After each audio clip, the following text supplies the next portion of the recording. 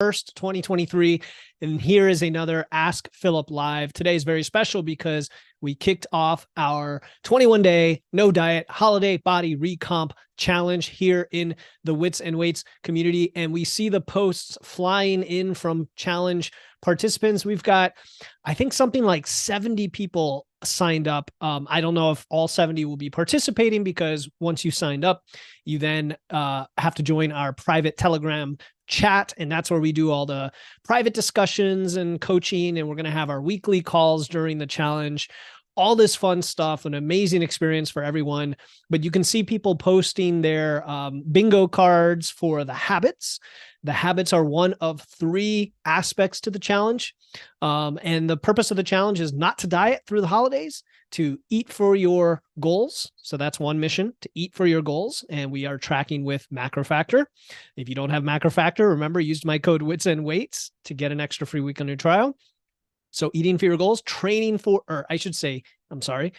your body, and not dieting and not cutting carbs and not restricting. Number 2, eating or training for your body. I provided 4 strength training programs of different levels and different equipment that people can use. And you're going to be able to ask for advice, do form checks, see how that feels, build muscle, lose fat at the same time throughout the holidays without worrying about the weight on the scale. And then the 3rd mission is these habits that you see people posting. And this is just a daily, simple little task, like drink water first thing in the morning, eat 3 servings of fruit or vegetables, take some time for yourself, things like that, that just expand your comfort zone, give you some different experiences to see which one of these makes sense for you going forward long term. So it's a lot of fun. If you still want to join the challenge, it's not too late. Today's just the first day out of 21 days. There are no prizes. There's no competition per se. It's really just an accountability challenge where you get a ton of support from the community and from myself, and free to join. If you want to join, I would say go. The best way to do that is to DM me. Just send me a message, or you can reply to, I've sent emails about it. I've sent lots of things about it. You can reply to this post here, welcome to day 1 of the challenge, and just say, hey, I want to join the challenge. And I will get back to you and quickly give you the link to join the Telegram chat. And that is where you'll see the challenge guide, the video, the bingo card, and you'll be ready to go. And you'll start getting that support and community and camaraderie. All about action, folks. And it's not about cutting. It's not about restriction. This is the way we do it here. Okay. So on Ask Philip today, we have a couple questions. I'm going to first I'm going to unpin last week's challenge, or last week's Ask Philip, I'm sorry. And I always like to keep the last training or video or masterclass or whatever we did, which was on the progressive overload. It was a podcast episode on progressive overload, which also was a video in the group. I definitely am going to be doing more videos in the near term. What I may do is take some of the replay clips from the challenge calls, and I might put those here. But again, you have to be in the challenge to see get that entire call, either live or the replay, where we're going to dive into specific topics. We're going to have a live mindfulness session with Mr. Alan Friedman. We're going to go over some really cool, unique things that I may not have covered on the podcast before. So another reason to join the challenge. Okay. Today's Ask Philip. And by the way, what is Ask Philip? If you're watching this live, what the heck is it? If you're watching it on YouTube, what is it?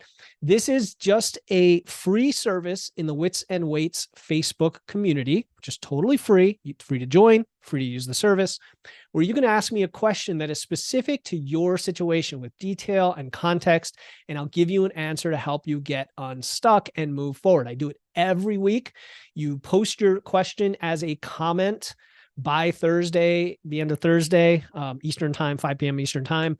And then Friday, what I'm doing today is I will put out this live at some point during the day. Usually it's by lunchtime Eastern time, but you never know. It's kind of a surprise. And then I post this, or I pin this video for the whole week. And the video is always there as a replay. So we've got 2 questions today. And by the way, if you have questions, please take advantage of the next post that will go up today. That will be due by December 6th, right? Or December 7th, next Thursday. Okay. So the first question, Alan reposted a question from Valerie Cleland, who she had posted on the last one, but after I did the live. So we put it here. Now, as always, I like to have more context in these questions, Valerie, but I'm still going to answer your question in general terms. But if you want even more details, feel free to follow up with, oh, this is what I meant, and this is the specifics. She says, wondering about stress, sleep, and energy levels. Wondering about stress, sleep, and energy levels during workouts. I know they are all intertwined, but now that I am in menopause, it seems that I'm really struggling with my breathing and energy in my workouts. So we've got to separate some things here. So menopause will definitely affect things, right? Because hormones, there's a decline or sometimes an imbalance in certain hormones and the reproductive hormones. And that can affect how you process nutrients, for example, your energy levels, all of that stuff.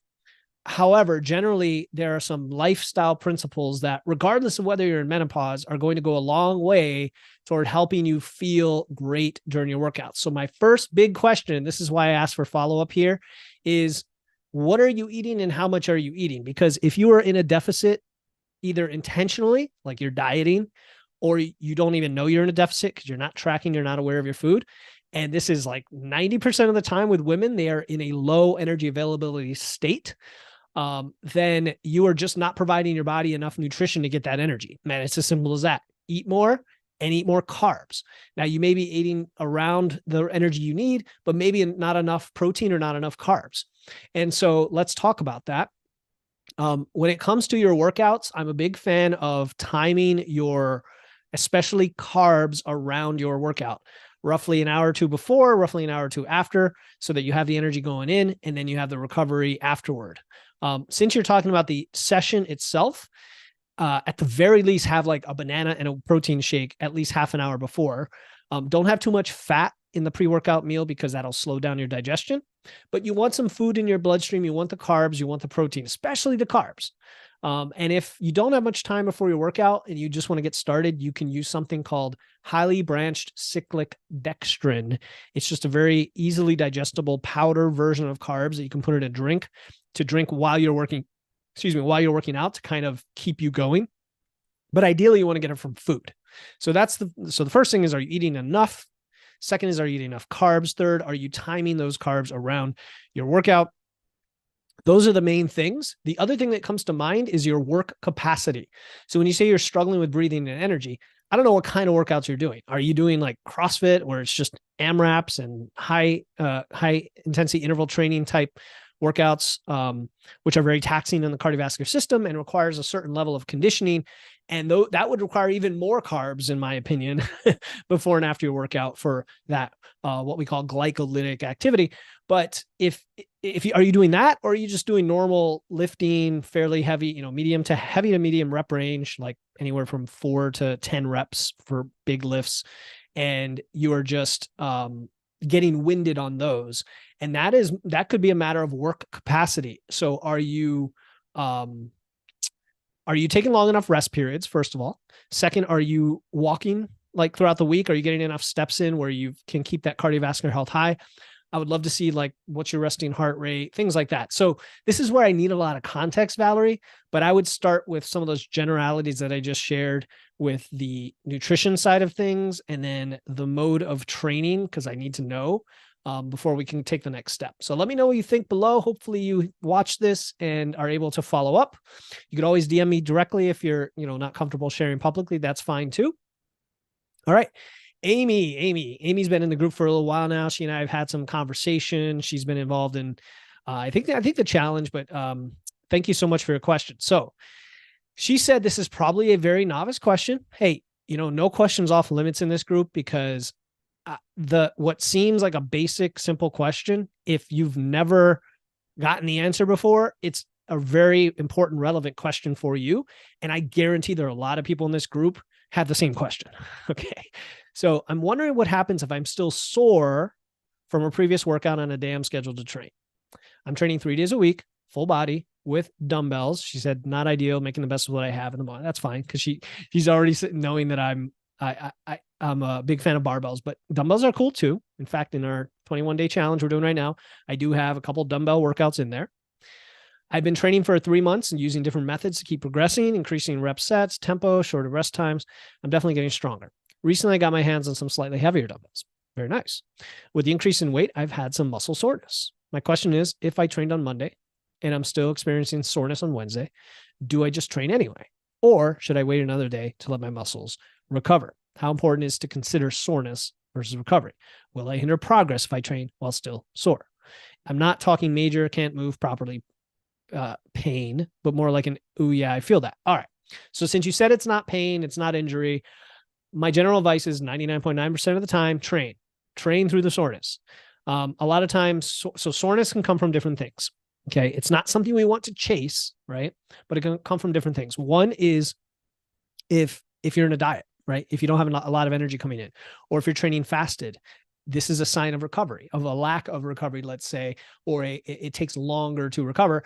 And that tells you that the nutrition coming in isn't sufficient to help rebuild and recover on a fast basis. And so the soreness persists. This is likely DOMS, delayed onset muscle soreness, right? The kind of soreness you don't necessarily feel the same day. You might feel it later that day or the next day, especially with the bigger muscles. So nutrition is one. If you're in a diet, you're going to feel more soreness than if you're not. Number two, are these new movements? Are you constantly changing up your movements? If you are, your body will experience some soreness due to the novelty of it. So you said you're progressing, but are you progressing with the same movements? Or are you kind of varying them around, like doing a flat bench, then an incline bench, then a decline bench, right? Things like that. If they are the same, and you said they just started getting sore with the heavier weight, that might be a good sign, right? Because you're probably working in a higher rep range, given that it's dumbbells. So you're going to experience a little more of that, the fatigue and I guess the tearing too. It's not a big part of it, but the muscle tearing, especially depending on what type of movements you're doing. Like if you're doing a lot of goblet squats, right, where there's many reps on the eccentric, the going down phase, that could definitely cause soreness. And it just is what it is. And you go in the next day and you work out, or the next session you work out. If it prevents you from getting anywhere close to the performance you did last time, then yeah, maybe you didn't have enough time off. But a lot of people use it as an excuse. So I'm giving you the non-excuse to go train and don't worry about it if it doesn't feel painful or doesn't feel like it's caused by injury. All right, Amy, hope that helps. If there's a follow-up to that, again, you can always comment below on this video. And for those of you watching, feel free to comment below as well if you have follow-ups to this. If you have a new question for Ask Philip, post it on the new post that will come out this afternoon. You might have to wait a little because Alan usually posts it around 2, 3, 4 o'clock on Eastern time just to space these out. And that's it. That's it for this week. Good luck to everyone. Not good luck to everyone. Good skill to everyone in the challenge. We're going to all be learning together and growing as individuals. We're not going to be dieting like everyone else. We don't need New Year's resolutions. We are dialing it in now in a sustainable way that works for our bodies. That's what it's all about. I love you guys. I love everyone in this community. Seriously, I'm using that word genuinely.